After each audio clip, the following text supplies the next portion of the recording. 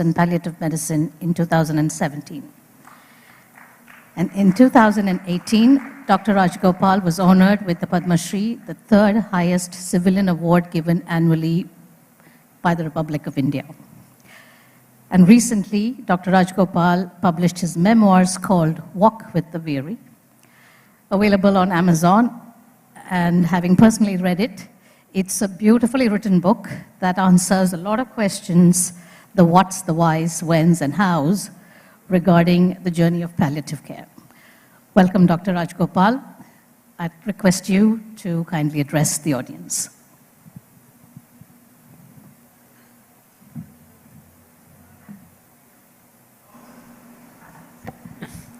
Thank you very much. Very kind words, Sri Srinivasan sir and Kumar.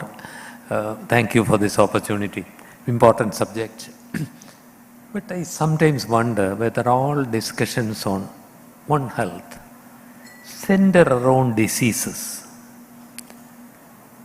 Health is not only about diseases. Well, let me start by telling you a story. Rani, I'll call her Rani, that's not her real name, was a tsunami orphan in our neighboring state. She and her younger brother grew up on the street.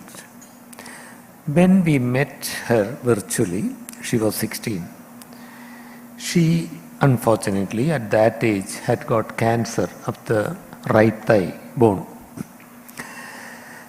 The swelling grew. Naturally, she didn't access good health care. It grew and it started fungating. She was in agonizing pain and there were maggots crawling over it and the whole ward was smelling. And when a whole ward smells in a government hospital, what's the action? One evening, she was taken out of the hospital, discharged, and put on the sidewalk outside the hospital, one of the best known hospitals in the country.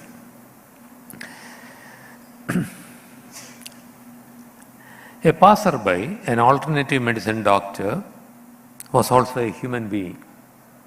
He couldn't bear the sight. He put her in his car and took her to his clinic where he kept her. And he wrote emails to all palliative care people in the country that he knew. And we got one of the emails. We have collaborators working in that city, which I will not name because I don't want to name the institution. And a kind community medicine doctor, for whom I have such great respect, and a medical student took an ambulance on a Saturday, the next Saturday, went in search of her. She had been moved to a so-called terminal care home run by a church. They were very kind to her, but they had no facility for pain relief. They couldn't do anything about the maggots crawling over her body and soul. This doctor had taken morphine with him. Her pain was treated. And she was transformed to another person. She started calling the doctor uncle and the medical student Anna. They were driving to a palliative care center which had accepted to take her in Chennai, which had accepted to take her in. Anna, stop. She wanted a Fanta and a snack. They stopped. She got the Fanta. Got to the palliative care center. I'll cut short the story, summarize, where she was put in a room. In 2 days, they could take care of the maggots. Maggots are not convenient. That's not interesting. Unless you have expensive technology to make a diagnosis, not interesting. Well, she wanted to see television. A television from the common room was brought to her room. There was a vegetarian hospice. She wanted chicken. She ordered chicken for 2 meals every day. She had it. And then came the request. She wanted 2 things. She wanted to see her brother again. Younger brother who was only 14 was working in for ocean fishing. Once he goes, he'll come back only in 14 days. She couldn't see her brother again. But she had another wish. She wanted to see the sea again. She wanted to go to a beach. When she was very ill, she was taken finally to see the sea again, where she had grown up, where the worst calamity of her life happened. She died 6 days after reaching that place. I am very proud of the doctors and other staff who cared for her as a human being. Sorry, I didn't do my homework.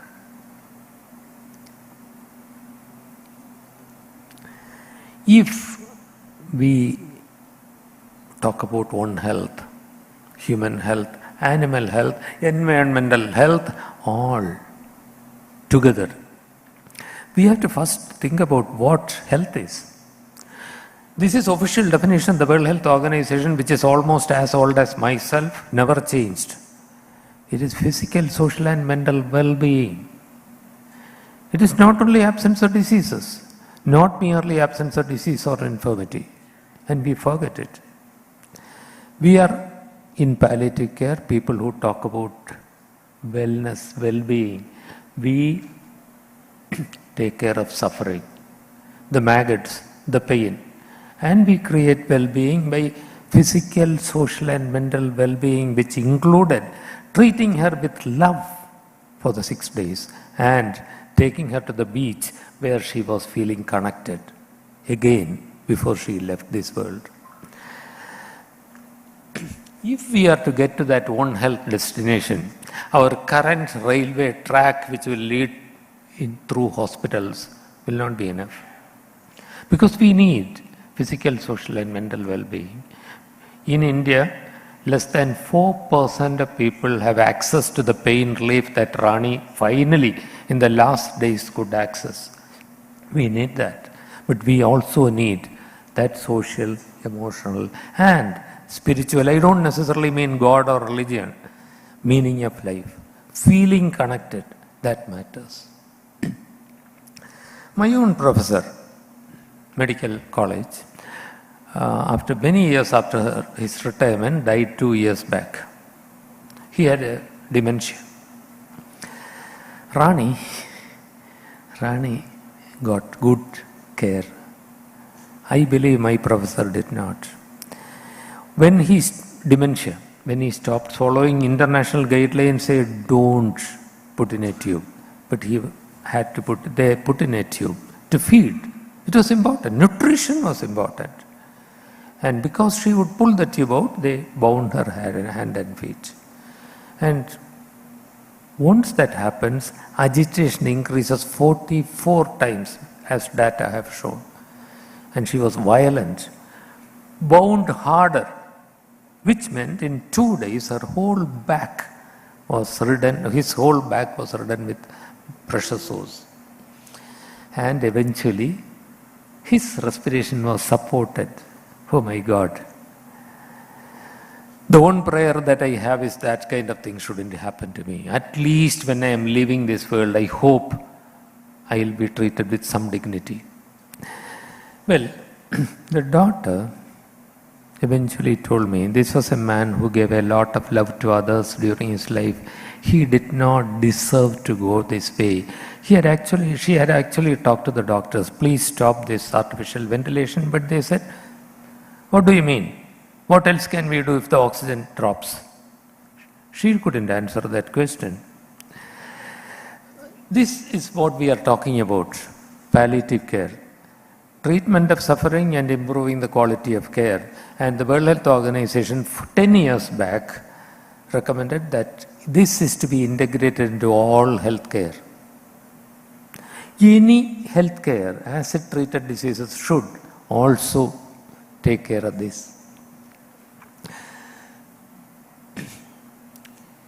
This means well-being. Mr. Raj Kalde is our CEO of our organization, and he did not have to do anything about it. the human beings working there did, they taken stray dogs. If they wander in, and they sterilize them, they vaccinate them, and they become part of the team. And the kind of good that they can do for patients, lonely people, is phenomenal. That the middle picture shows the boy who was our patient, and he adopted one of the stray dogs and went home. And I personally believe that the dog did more for that child than any of our sophisticated treatment.